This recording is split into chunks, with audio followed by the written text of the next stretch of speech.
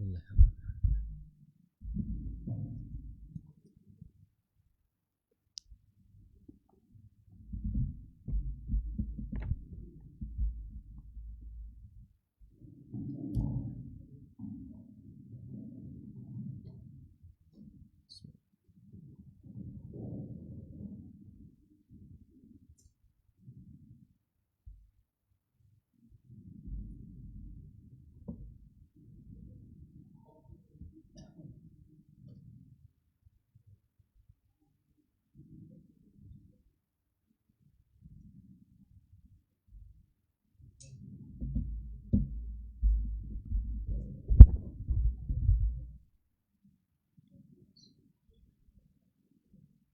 Assalamualaikum warahmatullahi wabarakatuh.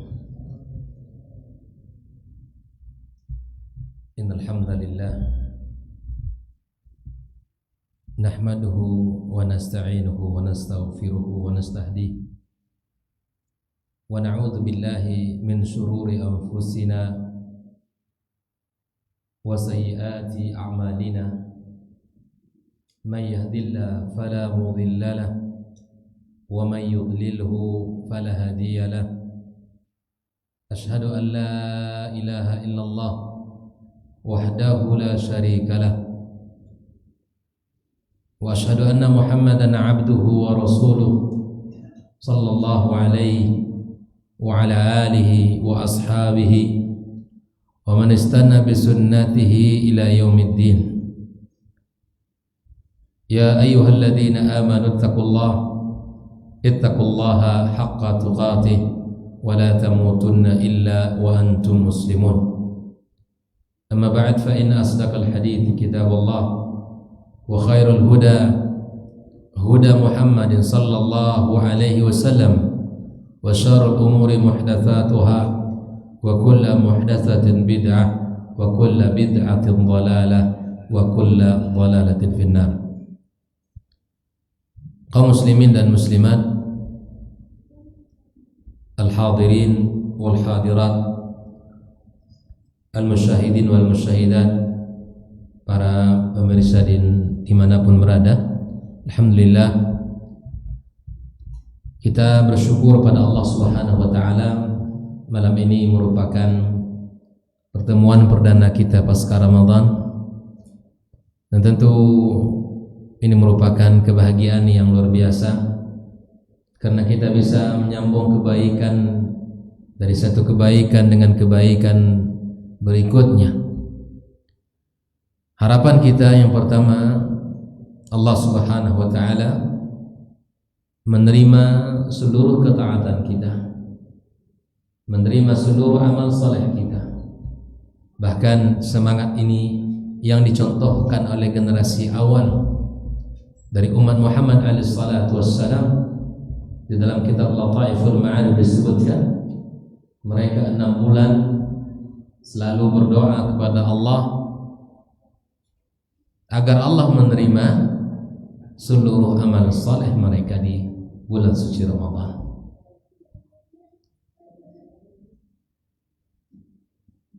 Karena memang orang yang diterima amalnya itulah orang-orang yang bahagia, orang-orang yang mendapatkan keberuntungan.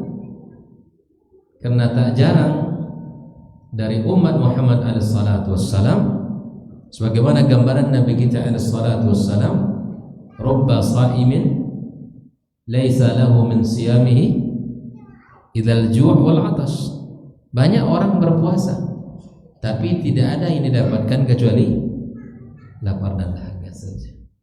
Wa rubba qa'imin laisa lahu min qiyamihi illa sahar. Begitu juga banyak orang yang qiyam tarawih ditambah dengan qiyam di sepertiga malamnya, tapi kata Rasulullah tidak ada yang didapatkan dari qiyamnya melainkan capek saja, hanya bergadang saja. Nah, tentu kita sangat khawatir. Ali bin Abi Thalib menggambarkan bagaimana generasi awal bahwa kanu liqabulil amal ashadda minkum ihtimaman. minal amal. Generasi awal itu terhadap amal yang diterima itu lebih besar perhatian dari sekadar beramal. Yang penting bukan beramalnya saja, tapi yang lebih penting beramal lalu amal diterima Allah Subhanahu wa taala. Nah, yang kedua, doa kita kepada Allah, tentu harapan kita Allah terima seluruh amal-amal kita.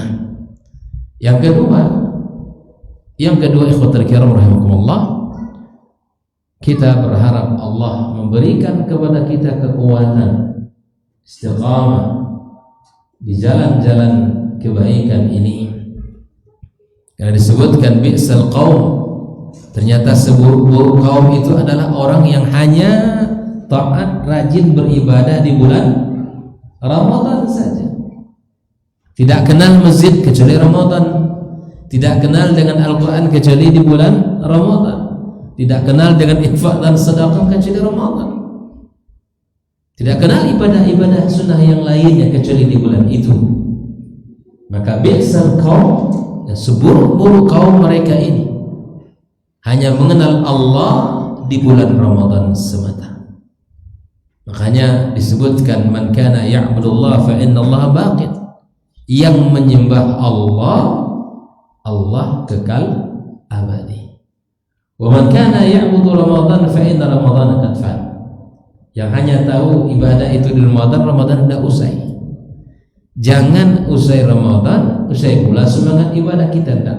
Maka kita perlu ngaji, belajar, ngecas kalau bahasa kita hari ini, untuk menambah baterai kita perlu dicas HP-nya. Hati kita, keimanan kita turun naik juga. Keimanan tak ubah seperti baterai HP.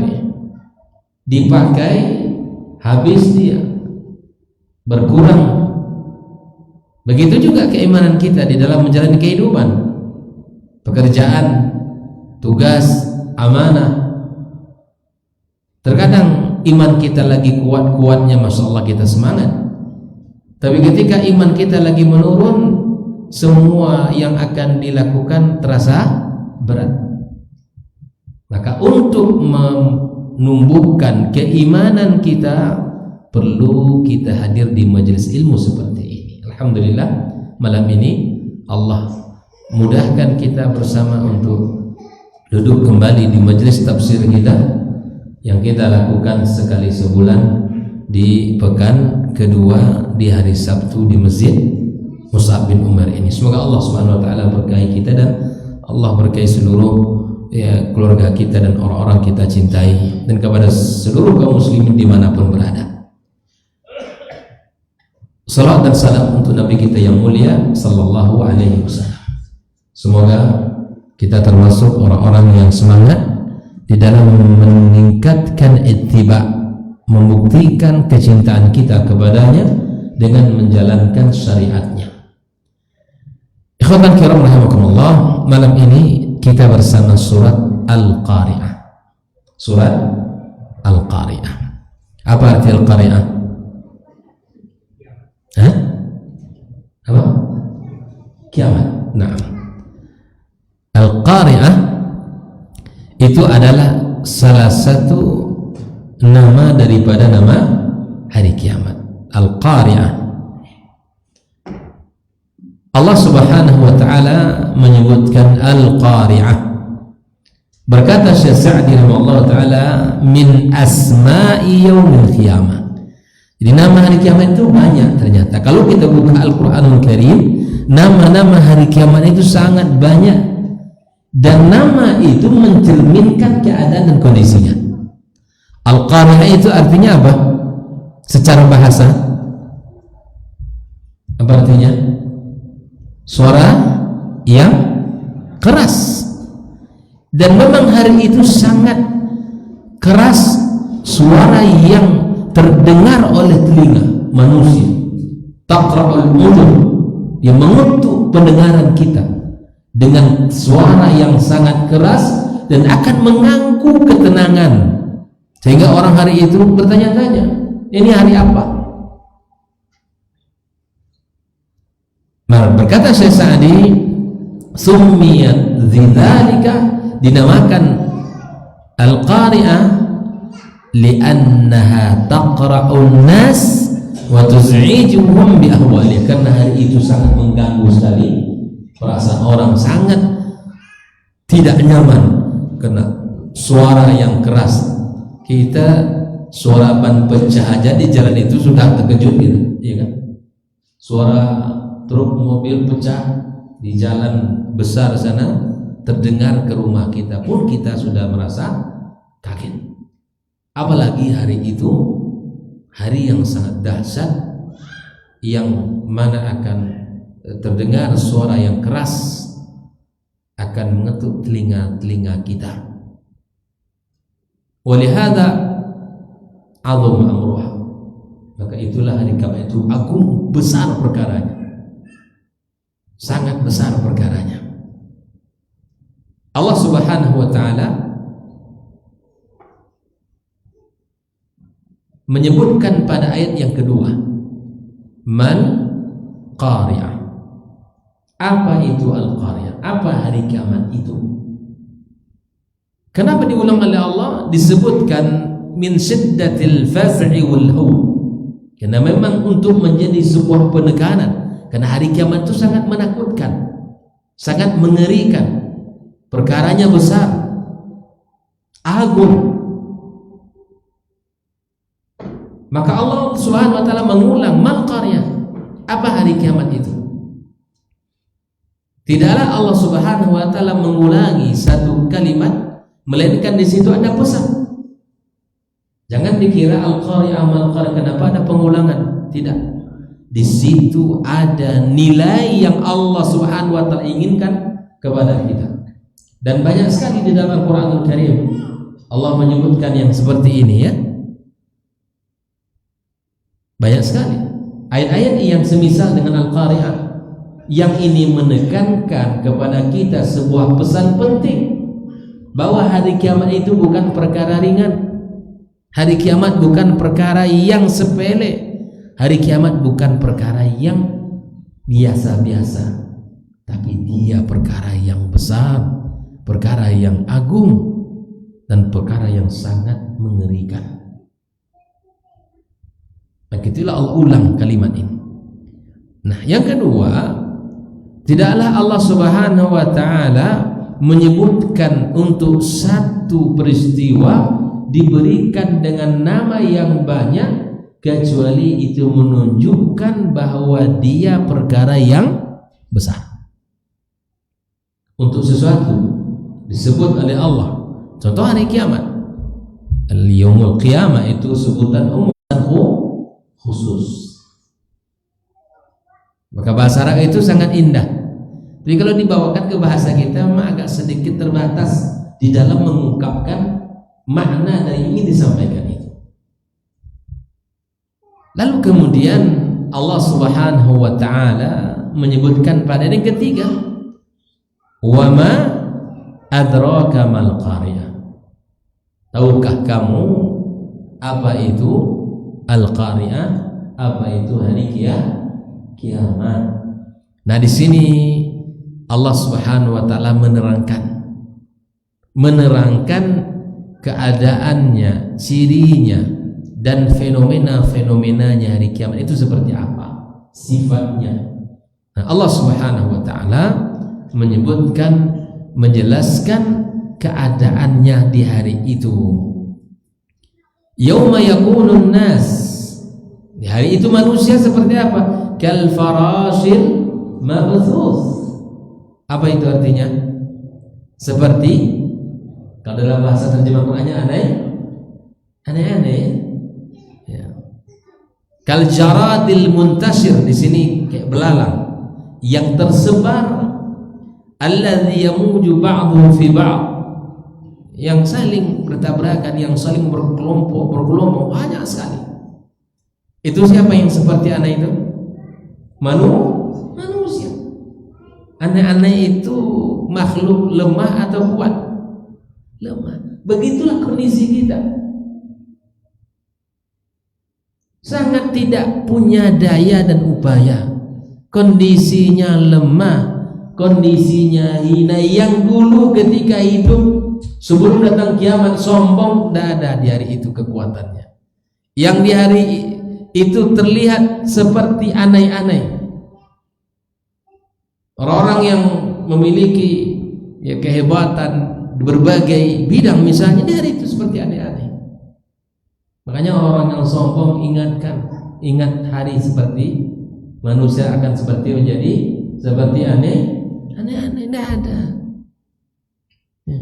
Lemah, tidak punya kekuatan, tidak memiliki kehebatan, sudah dihamburkan Allah Azza wa Jalla, diterbangkan oleh Allah Subhanahu wa taala, ya, kal farashil mabthus. Ya. Alhamdulillah rahimakumullah. Kita sebagai manusia harus tahu diri. Sekaya apapun kita dengan harta kita, setinggi apapun jabatan kedudukan kita, seviral apapun kita di tengah masyarakat kita, setinggi apapun pengagungan orang kepada kita, ingat kita ini makhluk yang lemah. Allah angkat dia bukan karena kemuliaan dia, tapi karena Allah sayang kepadanya. Masih menutupi auratnya, masih menutupi aib dan kekurangannya. Sehingga para ulama mengatakan, andaikan maksiat yang kita lakukan masing-masing ini melahirkan aroma busuk, tak ada satupun orang yang ingin mendekat bersahabat duduk dengan kita. Tapi Allah tutupi itu. Maka sadarlah bahwa setiap kelebihan yang dimiliki oleh seseorang, jangan kemudian melahirkan kesombongan, jangan kemudian melahirkan keangkuhan, jangan kemudian melahirkan sifat-sifat buruk. Semua itu kita tidaklah kita miliki, melainkan karunia Allah Subhanahu wa taala, pemberian Allah kepada kita. Maka itu perjalanan hidup ini, ikhwatul kiram rahimakumullah, perlu kita hayati. Nabi alaihi salatu wassalam ketika dinasihati, diingatkan oleh para sahabat, ya Rasulullah, engkau lihat seluruh raja-raja Persia, Romawi, mereka menikmati dunia ini. Engkau tidur di tikar yang memberikan bekas di tubuhmu. Kamu bisa seperti mereka. Kamu menikmati kasur yang empuk, kamu menikmati fasilitas-fasilitas yang dihalalkan untukmu. Nabi duduk lalu berkata kepada para sahabatnya, mali walid dunia, apa urusanku dengan dunia ini? Tak ada urusan saya di dunia ini. Tak ada. Nabi SAW mengatakan, perumpamaan kita di dunia ini karojul istadhalla tahta syajar. Tak ubahnya seseorang di dunia ini seperti orang yang duduk sejenak, berhenti sejenak di bawah pohon yang rindang. Karena hujan yang turunkah dia duduk di situ, atau karena terik panas yang sangat luar biasa? Yang namanya orang berteduh tentu tak lama, ya kan? Berteduh itu sebentar, selesai hajat kita di situ sudah berangkat kita.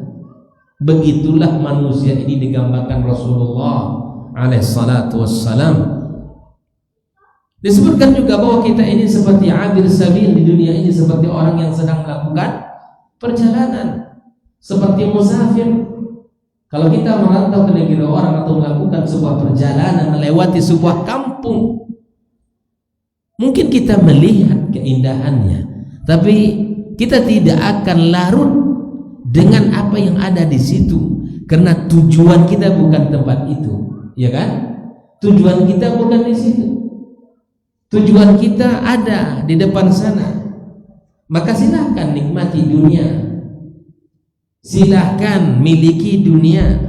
Seperti mana ungkapan hikmah para ulama, milikilah olehmu dunia semampu kamu, semau kamu, tapi kamu akan meninggalkan dunia seperti mana engkau datang ke dunia ini. Kita bawa harta kita, amlik min dunia ma syi'ta, milikilah dunia semau kamu, apa saja kamu inginkan silahkan dimiliki. seperti mana kamu datang terlahir ke dunia ini. Itulah gambaran nasihat para ulama kita. Oleh ikhwafillah rahimahullah, hari itu manusia seperti anai-anai, ya. Wa takunul jibalu kal ihnil manfush. Al jibal artinya apa? Gunung. Ya Allah. Yang hari ini kita lihat adalah fungsinya sebagai pasar bagi bumi ini, kokoh, berdiri tegak, tinggi, kuat. Tapi hari itu seperti apa? Kal'ihnil manfush, seperti bulu-bulu yang diterbangkan. Ya Allah, bukit gunung yang kokoh, tinggi, tegak sekarang ini hari itu diterbangkan oleh Allah Subhanahu wa taala. Membayangkan saja sudah ngeri, apalagi orang bertemu di hari itu dengan hari kiamat. Nuliyadzubillah, semoga kita tidak bertemu dengannya. Ikhwan kiramullah, al-ihnil manfush ay akassufil manfush, seperti bulu-bulu yang dihembus. Ladzi baqiya dha'ifan jiddan, bulu ya sama kayak anai juga demikian, lambang ya kehinaan, kelemahan. Bulu juga demikian. Bulu ayam diambung, ya kan? Terbang, tak punya arah, tak punya kekuatan. Kemana angin kencang ke situ dia pergi. Begitulah kondisi gunung di hari itu. Jangankan manusia, gunung saya seperti bulu-bulu yang diterbangkan. Ya. Nah, ikhtal karamullah, Al-Quran ketika berbicara tentang hari kiamat selalu akan digambarkan setelahnya keadaan-keadaan dua kelompok orang. Biasanya ketika berbicara tentang keadaan kiamat, maka Allah akan gambarkan bagaimana balasan bagi orang-orang yang beriman dan bertakwa. Nah, di sini Allah Subhanahu wa taala mengatakan, fa amma man thaqulat mawazinu. Ditekankan oleh Allah, walaupun manusia hari itu seperti aneh-aneh yang dihamburkan, gunung-gunung seperti bulu-bulu yang diterbangkan. Nah, Allah berikan kabar gembira bagi orang-orang yang berat timbangan kebaikannya. Nah, fa amma man thaqulat mawazinu ay rajahat hasanatuhu ala sayyiati. Orang-orang yang berat timbangan kebaikan atas timbangan keburukannya. Apa balasannya ia terima, ikhwal kiram? Fahuwa fi 'ishatir radiyah. 'Ishatir radiyah, kehidupan yang diridhai, maknanya kata Syekh Sa'di ay fi jannatin na'im. Orang yang berat timbangan kebaikannya, maka dia berada dalam surga yang penuh dengan kenikmatan. Nah, pertanyaannya, apa amalan yang memberatkan timbangan kebaikan kita? Nah, saya sampaikan beberapa poin. Ya, yang pertama adalah at-tauhid. Tauhid ini akan memberatkan timbangan, sebagaimana disebutkan oleh Rasulullah sallallahu alaihi wasallam dari hadis Abdullah bin Amr radhiyallahu taala Nabi sallallahu alaihi wasallam qala, ya sesungguhnya Nuh alaihissalam berkata kepada putranya, aku tinggalkan dua perkara wasiat untukmu. Kata beliau, aku larang dua perkara darimu. Yang pertama, aku wasiatkan kamu dengan la ilaha illallah. Karena sesungguhnya kalimat la ilaha illallah jika diletakkan dari satu sisi timbangan dan diletakkan di sisi lain langit dan bumi ini, maka kalimat ini, kalimat la ilaha illallah, akan berat daripada langit dan bumi yang kita lihat hari ini. Bayangkan. Haditsul bitaqah juga demikian ya. Masih ingat kita haditsul bitaqah? Ketika di hari kiamat seseorang dihisab, semualah dihitung-hitung semua amalnya. Ada orang yang tidak ada kebaikan sedikit pun. Catatan keburukannya itu sejauh mata memandang. Dia sudah merasa dia tidak akan lagi selamat, hancur binasa. Tapi kata Allah, keluarkan satu kartu yang ia miliki. Dia sudah merasa sudah binasa. Karena dia sadar dengan kesalahan-kesalahan yang telah ia lakukan, maksiat dan dosa yang menumpuk. Kata Allah, kamu masih punya kebaikan di sisi kami. Lalu dikeluarkanlah bitaqah, kartu yang tertulis di dalamnya kalimat La ilaha illallah. Kamu bersyukur kita ikhwatal kiram, kita bisa melafazkan kalimat ini. Nah tentunya bukan bisa melafazkan, tapi konsekuensi dari kalimat ini mesti kita jaga, kita aplikasikan, kita praktekkan dalam hidup kita. Nah, dikeluarkanlah, ditimbang seluruh maksiat dan dosa dan ditaruh kalimat tadi. Maka la rajahat biha, lalu kalimat itu berat di sisi Allah Subhanahu wa taala. Itu yang pertama. Perkara yang memberatkan timbangan kita adalah at-tauhid, kalimat la ilaha illallah. Yang kedua, husnul khuluq. Akhlak yang mulia itu akan memberatkan timbangan kita di hari kiamat. Nabi kita alaihi salatu wassalam mengatakan, "Ma min syai'in yudha'u fil mizan asqalu min husnil khuluq." Hadis dari Abi Darda radhiyallahu ta'ala anhu, dia berkata bahwa Rasulullah sallallahu alaihi wasallam bersabda, tidak ada sesuatu yang diletakkan dalam timbangan dan itu memberatkan timbangan melainkan daripada akhlak yang baik, akhlak yang mulia. Di seseorang memiliki akhlak yang mulia, berkata jujur, amanah, apalagi berlemah lembut dengan orang, akhlaknya baik, santun. Maka ternyata akhlak yang dimiliki itu akan memberatkan timbangan seseorang di hari kiamat kelak. Bukan hanya sekadar menjadi kebanggaan kita dan dirinya, keluarganya, tapi dia akan bermanfaat. Di dunia orang bahagia senang dengannya, tapi di hari kiamat akan mendapatkan faedah dari kebaikan akhlaknya. Allah Subhanahu wa taala akan jadikan dia dalam timbangan kebaikannya. Wa inna sahiba husnil khuluqi la yablugh bihi darajata sahibis shaumi was shalah. Orang yang punya akhlak yang bagus akan mencapai titik derajat orang-orang yang berpuasa dan sholat. Bayangkan ya, orang yang baik akhlak itu memiliki kedudukan seperti itu.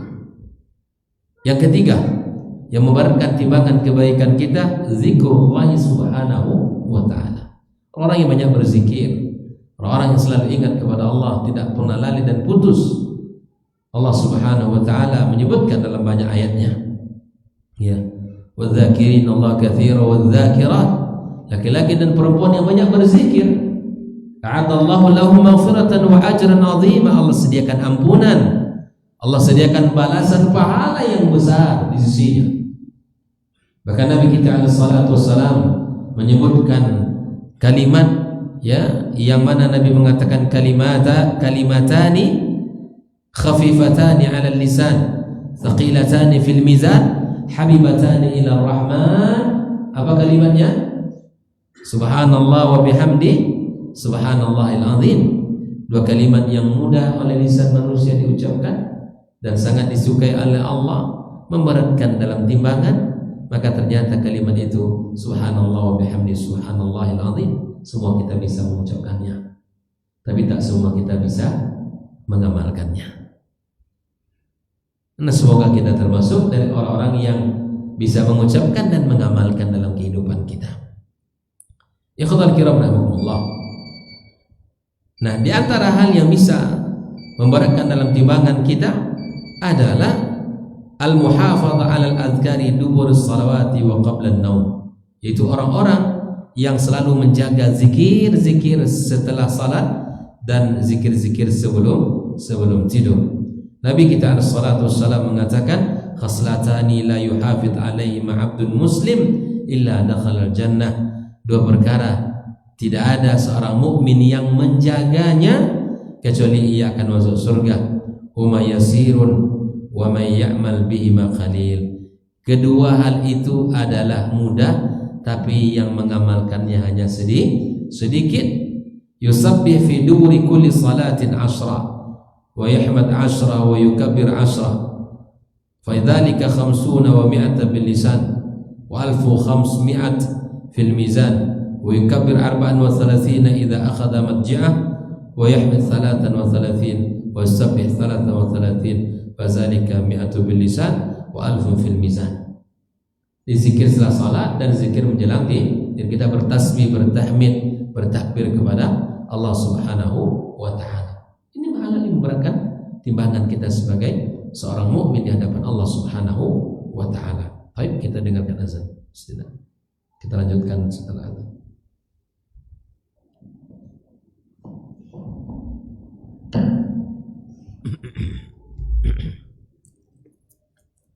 Astaghfirullah.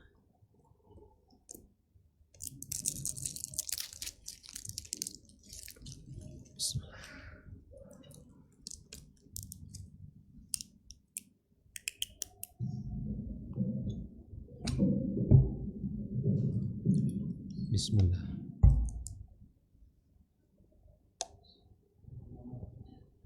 Allahu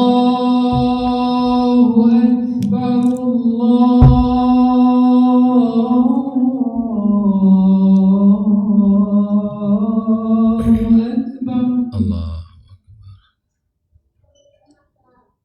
Allahu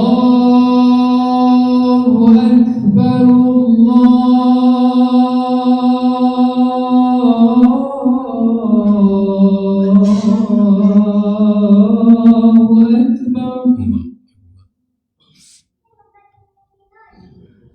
أشهد أن لا إله إلا الله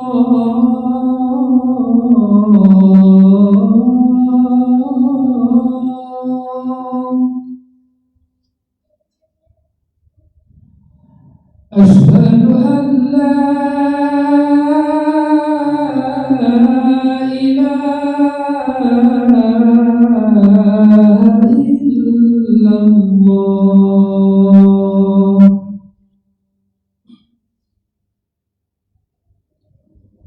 أشهد أن محمدا رسول الله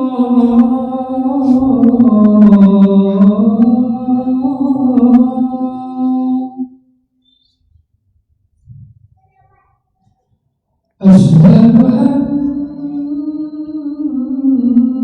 محمدا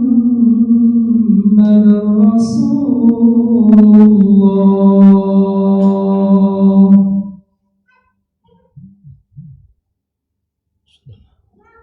حي على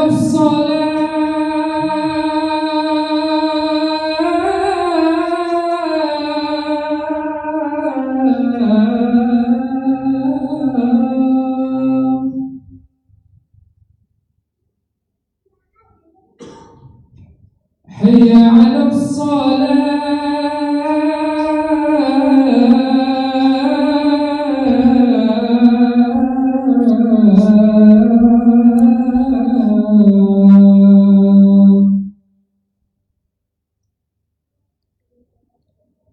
حي على حي على الفلاح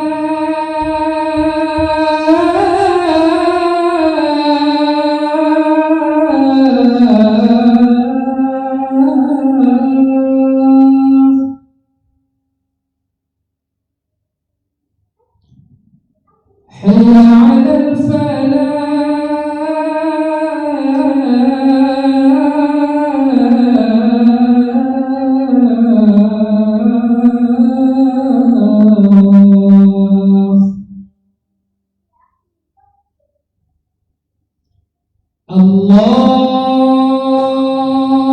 Akbar, Allahu Akbar.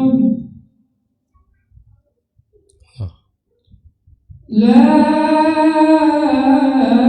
ilaha illallah.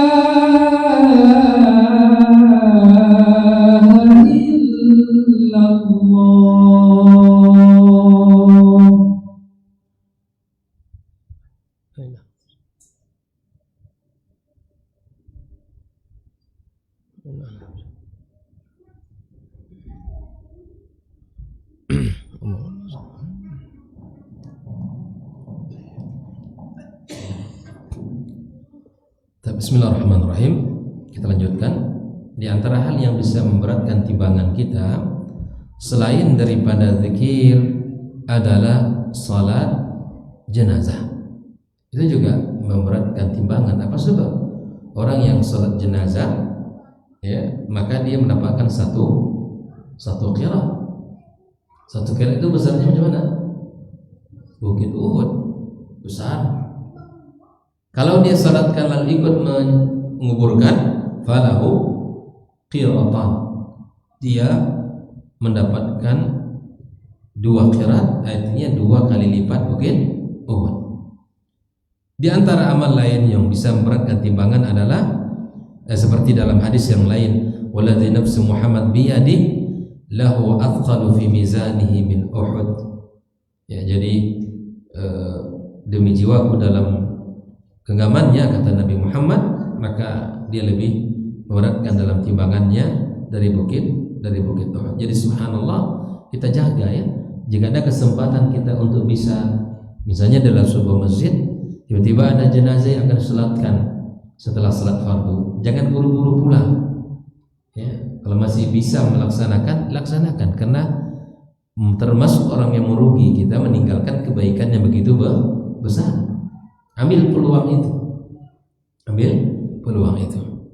Nah, di antara hal yang bisa memberatkan timbangan kita adalah salat, amal-amalan yang secara umum ringan tapi kemudian banyak orang yang melalaikannya. Ya, misalnya salatul rajuli fil jama'ati tudha'af ala salati fi baiti wa fi suqihi 25 dhi'fa atau 27 dhi'fa. Orang yang salat berjamaah di rumah Allah, ya, lebih dilipat gandakan di sisi Allah 27 kali lipat dari salat seseorang di rumahnya.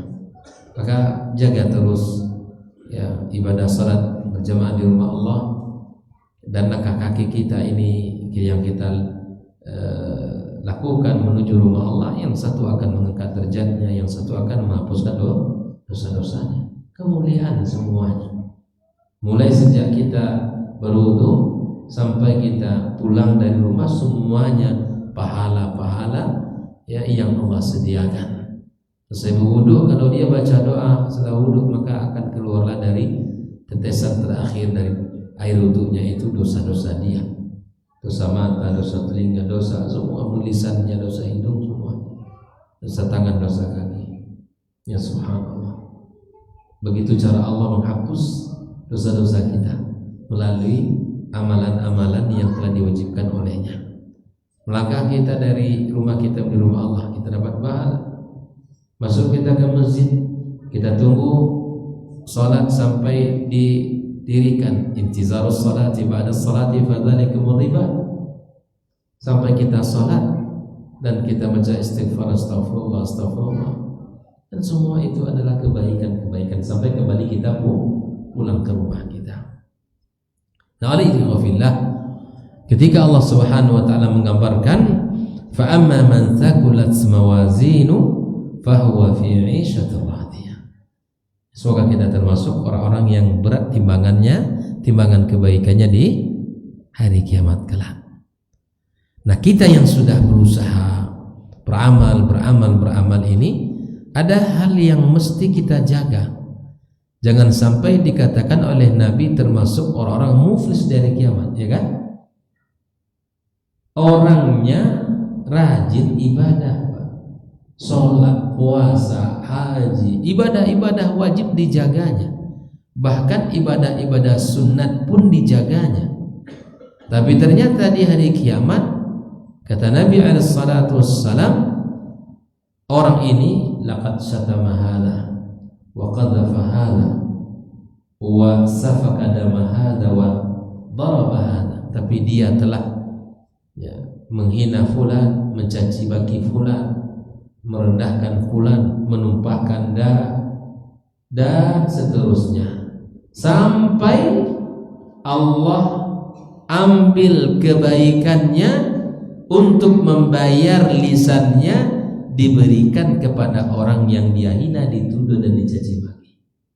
Kalaulah kebaikan tidak bisa melunasi hutang dia, maka keburukan orang itu ditambahkan kepadanya.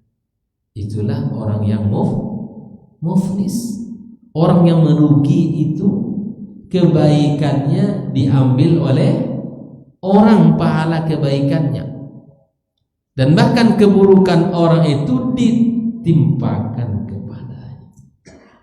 Makanya Nabi SAW ketika ditanya tentang seorang wanita yang rajin sholat malam, yang rajin puasa sunnah di siang hari, tetapi lisannya menyakiti tetangganya, qala Nabi sallallahu alaihi wasallam, hiya finnar, dia di neraka. Jadi ternyata tidak cukup hablum minallah kita perbaiki. Kita rajin ibadah kepada Allah, hubungan kita dengan manusia juga kita perbaiki. Tanda kita orang baik, tanda kita orang yang taat, ya kita berteman, bersahabat, berkawan dengan orang. Kalau setiap orang lari dari kita, itu ada sesuatu, berarti harus ada evaluasi. Kalau kita merasa jago, merasa hebat sendiri, merasa pintar sendiri, merasa tak butuh dengan orang lain, berarti ada sesuatu dalam dirinya. Kesombongan, keangkuhan itu subur tumbuh di dalam hatinya. Waliyadzubillah. Maka orang beriman baik hubungannya dengan Allah dan baik juga hubungannya dengan manusia. Makanya Nabi kita SAW mengatakan, min husnil afwan akmal mu'minina imanan ahasinukum akhlaqa. Mukmin yang sempurna imannya, mukmin yang baik, lanjutkan, akhlaknya. Mukmin yang sempurna imannya bukan mukmin yang putih jenggotnya, bukan mukmin yang banyak hartanya, bukan mukmin yang tinggi jabatan dan kedudukannya, tapi mukmin yang sempurna imannya adalah mukmin yang baik akhlaknya. Itu dia. Itu yang menjadi standar dalam kehidupan beragama kita. Maka berusahalah kita selalu untuk bisa mendapatkan kebaikan-kebaikan di sisi Allah melalui akhlak kita. Orang berakhlak mulia tidak rugi, Pak. Walaupun orang memandang itu walaupun orang tidak menghargainya, tapi ingat, kebaikan tidak akan pernah hilang di sisi Allah Subhanahu wa taala. Ikhwatal kiram. Maka orang-orang yang berat timbangan kebaikan tadi di dalam surga, fa huwa fi 'ishatir radiyah. Baik. Wa amma man khaffat mawazinu, adapun orang-orang yang timbangannya ringan, timbangannya ringan ini ya. Timbangan apa yang ringan? Wa amma man khaffat mawazin bi an lam takun law hasanat tuqawim sayyi'at. Ternyata kebaikan tidak bisa menandingi keburukan. Keburukan lebih banyak dibandingkan kebaikannya. Allah juga menyebutkan fa ummuhu hawiyah. Ai wa maskanuhu an-nar allati min asma'iha al-hawiyah. Neraka hawiyah. Neraka hawiyah. Inna azabaha kana gharama. Azabnya luar biasa. Yang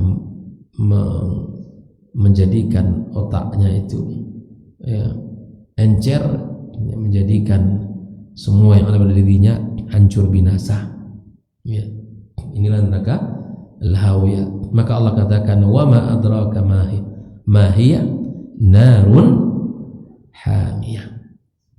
Jadi kembali Allah menceritakan. Maka lihat ya, perhatikan Al-Quran Bapak Ibu sekalian rahmati Allah.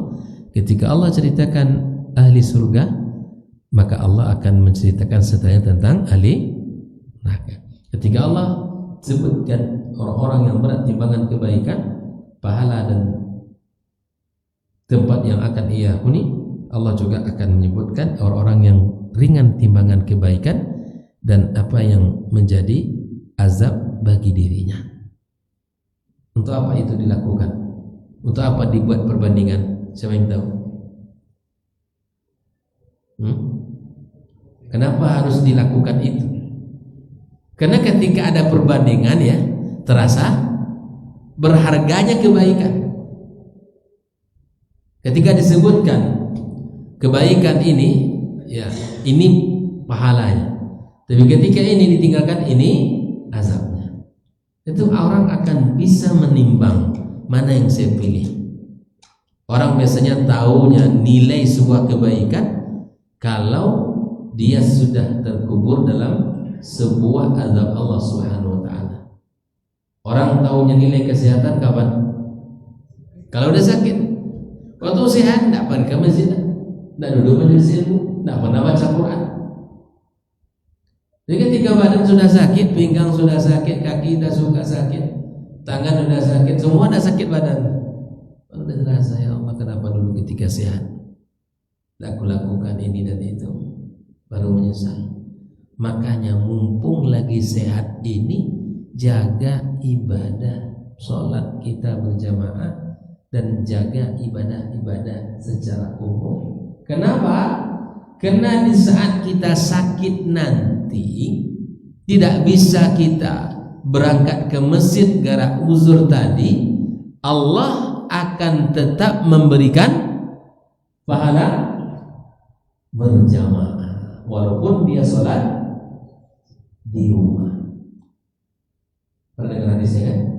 Itu. Makanya orang-orang yang safar, ya dia mungkin sholat tidak berjamaah dan dia di jamaah qasar gitu, tapi akan tetap terhitung seperti pahala dia mukim. Orang yang hidup selalu melakukan kebaikan, sholat, tapi satu hari dia tidak mampu melakukan karena ada uzur dalam dirinya, Allah Maha Rahman, Allah akan tetap hitung sebagai pahala yang besar di sisinya. Jelas ya? Maka kita harus berusaha untuk menjaganya, dan biasanya orang yang berusaha menjaganya dan akan orang-orang yang selalu berusaha untuk hadir dalam setiap kebaikan, maka insya Allah Allah akan mudahkan. Walladzina jahadu fina lanahdiyannahum subulana. Yang sungguh-sungguh pasti akan Allah berikan. Seperti bahasa Arab, menjadah wajadah. Yang bersungguh-sungguh pasti dapat. Nah, carilah hidayah Allah, carilah pertolongan Allah, Allah akan berikan. Carilah nikmat dan karunia Allah, Allah akan limpahkan. Ikhtar karunia, maka Allah Subhanahu wa taala katakan sebagai tempat dia adalah narun hamiyah, ay syadidatul hararah, neraka yang panas. Qad zadat hararatuha, terus bertambah panas, bertambah terus ala hararati narid dunya bi 70 di'fa nastajiru billahi minha, bahwa panasnya dunia tidak seberapa dengan panas akhirat. Panas neraka tidak seberapa, tidak sebanding. Sedangkan panasnya dunia saja kita tidak tidak tahan, apalagi panasnya akhirat, neraka Allah liyadzubillah. Jangan sekali-kali cita-cita bila cendapu lo gak asu jan. Jadi yang pernah kita bercita-cita bila kok sagi di situnya kan, la ilaha illallah, fa inna ajsadana la taqwa lana, tubuh-tubuh kita tidak akan sanggup untuk menahan neraka itu, akan merobek-robek, akan menghanguskan, menghancurkan tubuh yang cantik dan indah itu, yang kuat dan berotot itu, hancur di sisi Allah Azza wa Jalla. Ya. Itulah makanya kita berusaha selalu untuk berbuat baik agar yang lemah ini nanti kuat di hadapan Allah, agar yang sedikit ini banyak di sisinya, agar yang tidak terlalu banyak ini dilipat gandakan olehnya. Ikhlaskan niat, mintalah kepada Allah agar Allah terima. Makanya kita perbanyak istighfar kepada Allah Subhanahu wa taala. Mahma kana al-'abd, bagaimanapun seorang hamba berusaha terus menyempurnakan ketaatan, dia tidak akan sampai pada titik kesempurnaan. Maka sempurnakanlah dengan istighfar kita, sempurnakan dengan taubat kita, minta ampun kita kepadanya. Kita akan diampunkan Allah dan akan Allah Subhanahu wa taala mudahkan kita untuk melakukan kebaikan-kebaikan berikutnya. Karena kalau Allah terima kebaikan kita, Allah bukakan hati kita, Allah berikan kemudahan-kemudahan pun bagi kita melakukan amal-amal saleh berikutnya. Karena kebaikan akan membuka pintu kebaikan berikutnya. Sebaliknya, dosa yang kita lakukan akan membuka pintu dosa berikutnya. Ya, sesuatu ya, al khairu yajurru ba'du ba'd. Kebaikan itu akan merekat dan akan menarik kebaikan berikutnya. Begitupun dengan dosa-dosa. Inilah surat Al-Qari'ah yang menggambarkan tentang keadaan dan kondisi di hari kiamat, ya, yang sangat menegangkan dan menakutkan, yang sangat mengerikan dan mematikan. Ya, maka siapapun yang mendengarkan suara itu pasti akan terganggu, dan siapapun yang mendengarkannya pasti akan tidak nyaman. Ya, maka sekali lagi kita berlindung kepada Allah Subhanahu wa taala. Yang kedua, siapapun yang berat timbangannya pasti bahagia, dan siapapun yang ringan timbangannya pasti sengsara. Berusahalah menjadi orang-orang yang selalu bahagia dengan berat timbangan kebaikannya. Nah, kalau sudah Allah bukakan pintu-pintu kebaikan, jaga Pak lisan kita. Jangan mudah ya menghina orang, mencaci maki orang, menuduh orang, merendahkan orang, menyakiti hati orang, karena itu akan menghanguskan kebaikan-kebaikan kita dan akan dipindahkan kebaikan kita kepada orang.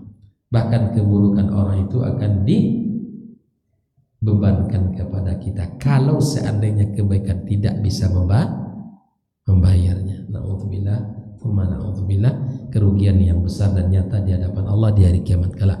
Semoga kita termasuk orang yang beruntung, orang yang berat timbangannya.